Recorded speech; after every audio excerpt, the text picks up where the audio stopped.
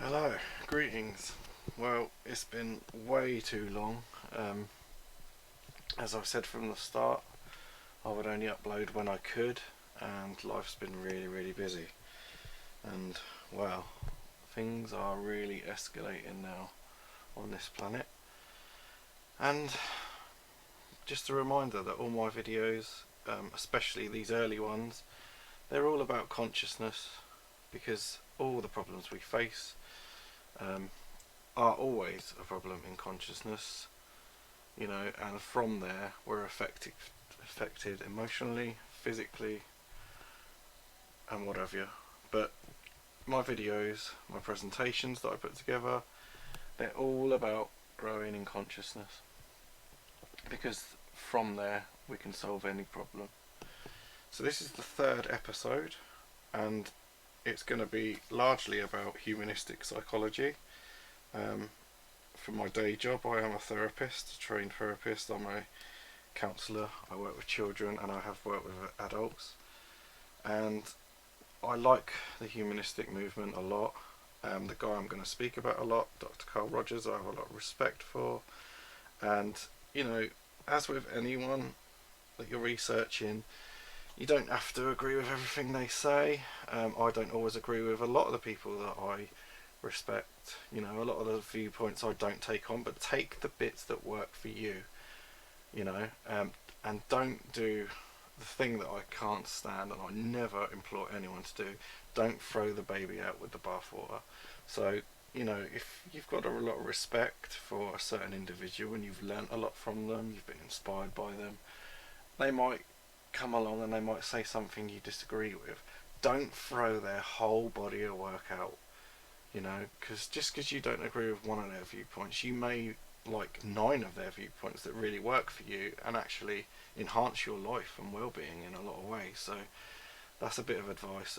I never do that. There's a lot of people I research and I don't always agree with everything they say, but I take the bits that work for me and I interpret them, and then I apply them to my own life.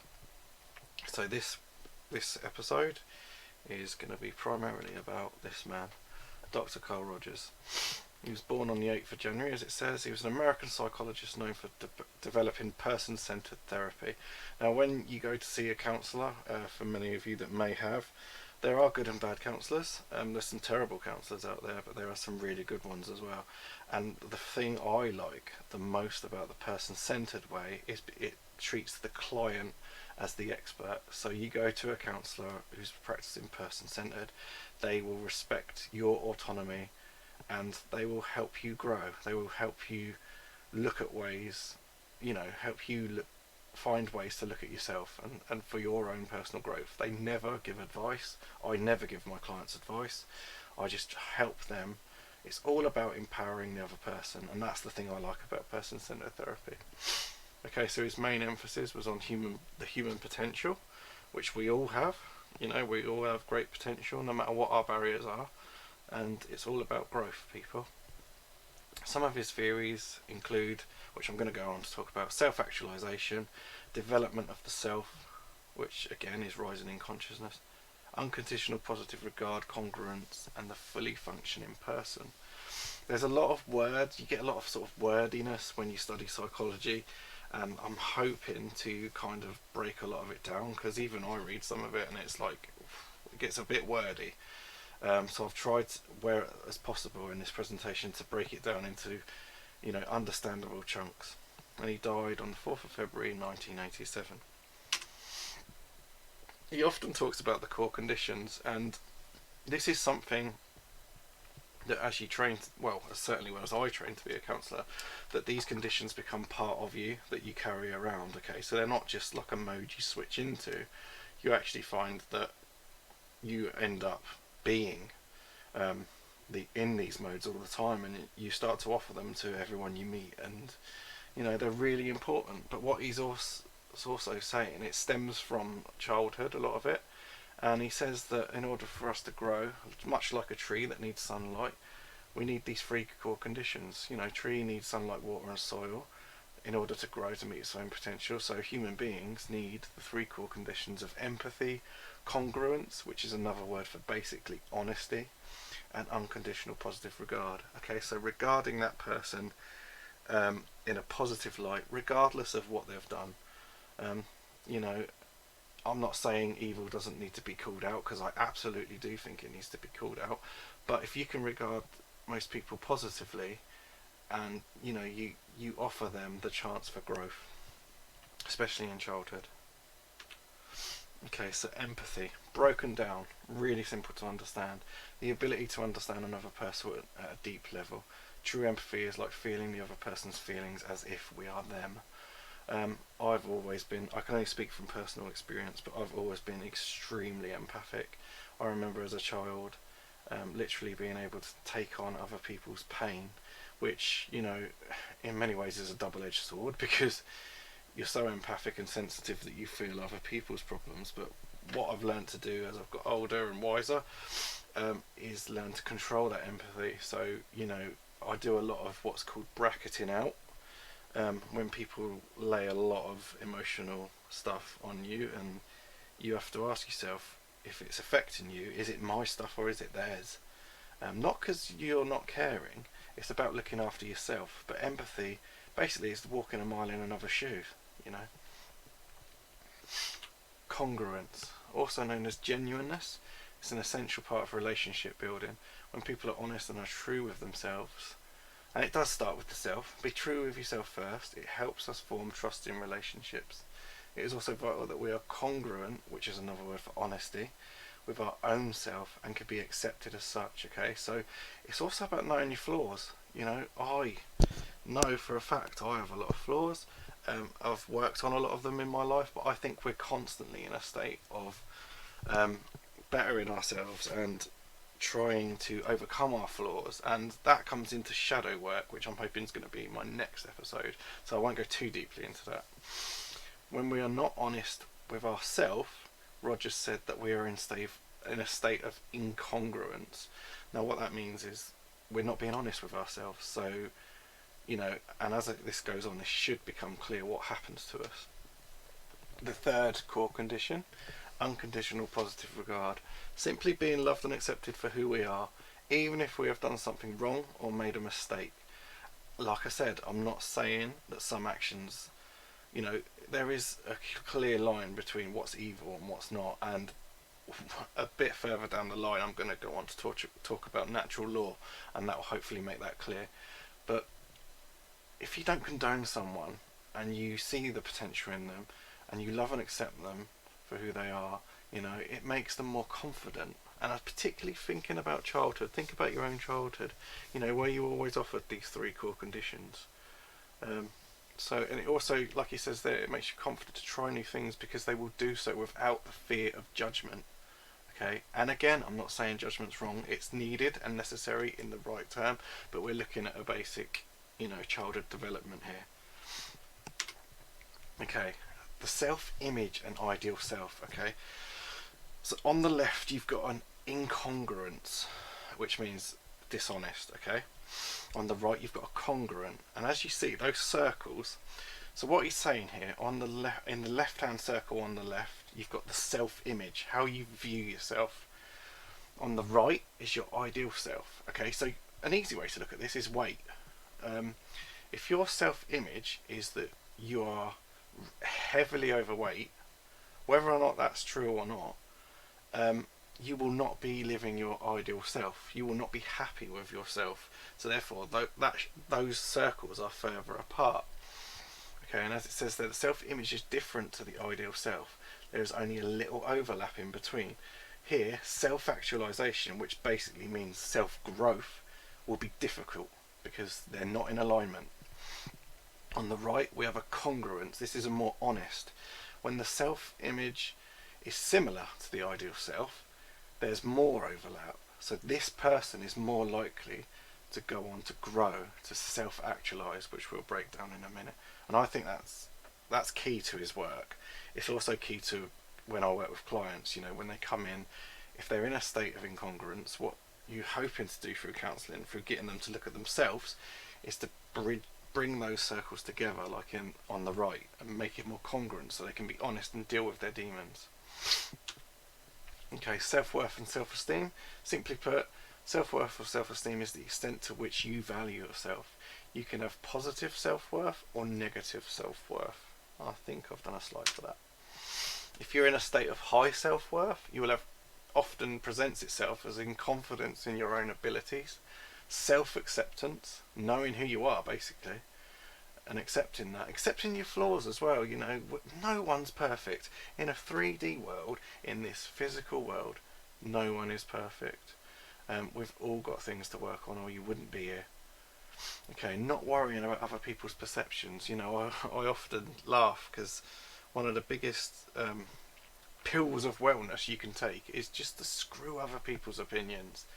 Doesn't matter what other people think about us. What matters is how we feel about ourselves. Okay, you also see that people with high self-worth are able to face challenges with courage, and they have a higher resilience, which basically means, you know, when shit hits the fan, we all have dark times in life, we're all tested and challenged, but people with higher self-worth are more likely to push through it and find ways to work it out. Low self-worth, so basically the opposite, you know, a lack of confidence, worrying what others think. How much energy do people give away when they're constantly worrying about what other people's opinions are? It makes them not as resilient when facing challenges. So it's the complete opposite. No belief in their own ability. Instead, they focus on their weakness. So instead of, you know, saying, well, you know, I can do this and that, I've got this area to work on, but I'm striving to be better at that. Someone with low self-worth will say, well, I'm terrible at this, I'm terrible at that, you know, I can't do this, I can't do that. It's living in a complete cell, and I urge people to break out of those chains. You know, you can do anything in life if you set your mind to it. Fearing failure, you know, failure is part of life. I've failed in loads of different areas, but when you have a strong resilience, you take those knocks on the chin and you get up off the floor and you carry on your walk, you know. But people with low self-worth, because of their programming, and it is all down to programming, as I said in episode 2, you know, if you really want to understand how that works, look at Dr. Lipton's work on the subconscious programming. It all comes down to that. Okay, sometimes there's a term called locus of evaluation. Again, you know, this stuff gets really wordy, and I've tried to break it down as much as possible. So locus of evaluation is simply where we go to form judgments about ourselves. Okay, you can have either an internal locus of evaluation, which is much more healthy, or you have an external locus of evaluation. Again, you know, this presentation is all about looking at our consciousness, looking at how we're formed, and what we, you know, and how we can grow. You don't have to ever go out and use that term, locus of evaluation, but what I'm trying to do is bring you to an understanding of basic humanistic psychology. There we go, there's the two. So you've got an internal locus of evaluation. If a person is operating from an internal locus of evaluation, then they will trust their own instincts and they don't need to draw from other people's idea. Okay, so it's all about the self. This stuff is so simple, really. And I feel that life is so simple. It's just been so complicated by other factors, you know. Just go within, trust yourself, trust your own growth, and other people's ideas don't matter. They really don't. But so many people are in that prison, you know, and I will strive every day to get people out of that, to help people be empowered and step outside of other people's judgments. Okay, so that's the internal. Then you've got the external, again, which is the complete opposite. People operating from an external locus of evaluation will be dependent on the judgment of other people for appraisal of themselves. Okay, so it all depends on, what Joe Bloggs thinks of me. That's how I get my self-worth, because all that matters is that my boss thinks I'm good. No, it don't. That's an illusion. All that matters is what you think about yourself. Okay, this starts with our parents when we are children, and the conditions of worth that we receive. That is something I'm going to go into. Conditions of worth are things we pick up from people around us. That's why I chose that picture. If you look at that external locus of evaluation picture, you'd think that's really happy, you know, and it might be. It's just a random image, but my point is, it's other people's influences on us.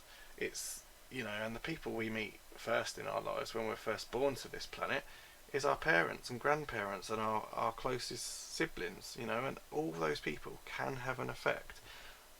But it's much more healthy to have an internal locus of evaluation. So, conditions of worth then.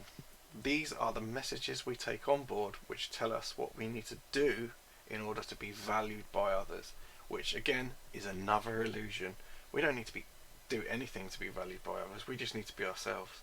But again, this is basically a form of conditional love, so it's not unconditional love, which is the purest love, as we are only receiving love when we meet the conditions set out by the other person, which I, nearly said parent, but these things do often stem from childhood and from parenting.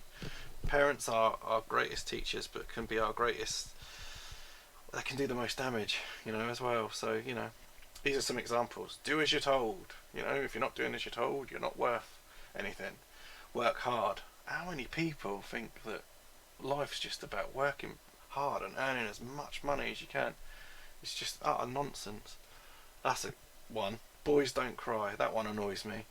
Whether you're male or female, crying is one of the best things you can do. If you need to cry, cry. Don't bottle it up, because then you go into suppression and that becomes your shadow. Again, that'll be next episode. But yeah, boys can cry. Anyone can cry. It's just showing you're emotional and human. Be the best. Oh yeah, you've always got to be the best. Anything less than 100%, you're not good enough. You can see now these patterns, how people pick this up and become so damaged. Get good grades. How many people, how many children are being subjugated to this one? Get good grades, you must do this, you must do that, you must go to college, you must get a good job, you must earn that money. That one really gets to me. I see so many children that are in turmoil because of other people's opinion. Don't get angry.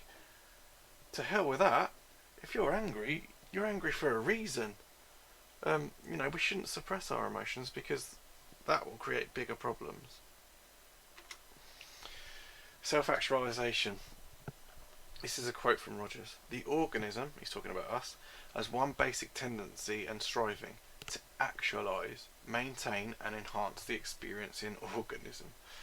You have to be careful how you say that, but I laugh. But yeah, again, very, very wordy. So what I've tried to break it down there. Basically, what self-actualization means is to fulfill our potential and become the greatest versions of ourselves. And that's what we're here for. And then when we do that, the bit that's not included a lot in this, what's missed out, is that you then have to gift it to others. But, just staying with Rogers, I think that's brilliant. That's what self-actualization is: to fulfill our potential and become the greatest versions of ourselves. Okay. Before Rogers, there was a guy called Abraham Maslow, and he talked about hierarchy of needs. And this is a really old theory. I still think it's got a bit of weight to it. I can see where it can be used, but basically it's a pyramid, as you see. At the top there is what Rogers is talking about with the self-actualization, the desire to become the most that you can be. But before we get there, what Maslow was saying is that you need all these other things in place first. So you need your physiological needs met. So you need your air, water, your food, shelter, sleep, clothing, reproduction. You need those first. Then you need your safety needs, your personal security, blah blah blah blah, love and belonging needs. And I mean, I like it. I think it works. I think there are some people can look at that maybe as a tool and go, do you know what?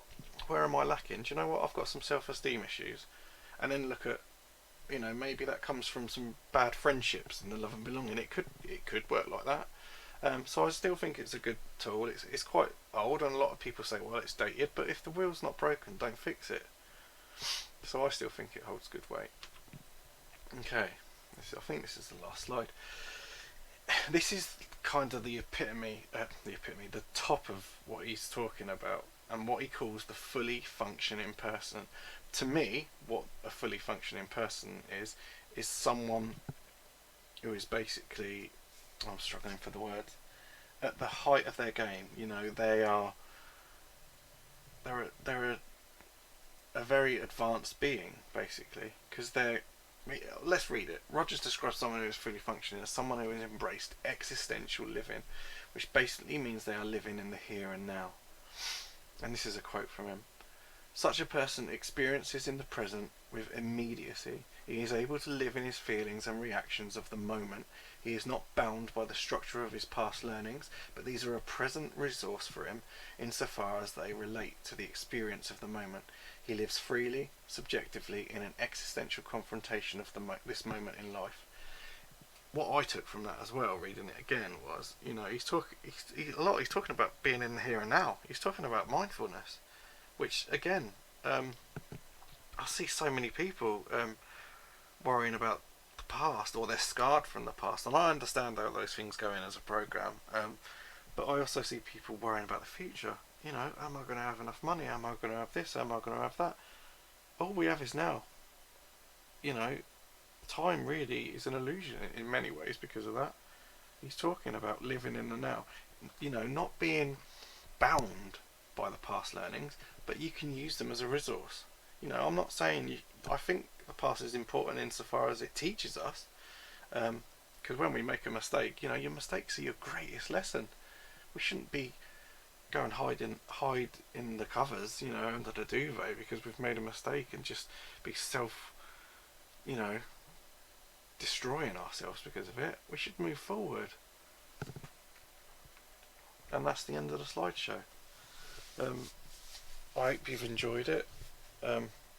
It took me a while to get that one together, but I just wanted to put a bit out there on humanistic psychology, because there's so much more to it than that. That's just basically the work of Rogers with a bit of Maslow in there. But they're talking about development of the soul, basically, and I just thought I'd share that. Okay guys, the next video I have hopefully is going to be on fear and shadow work, because again, we have to confront these things or they're going to keep coming back to bite us. Take care guys.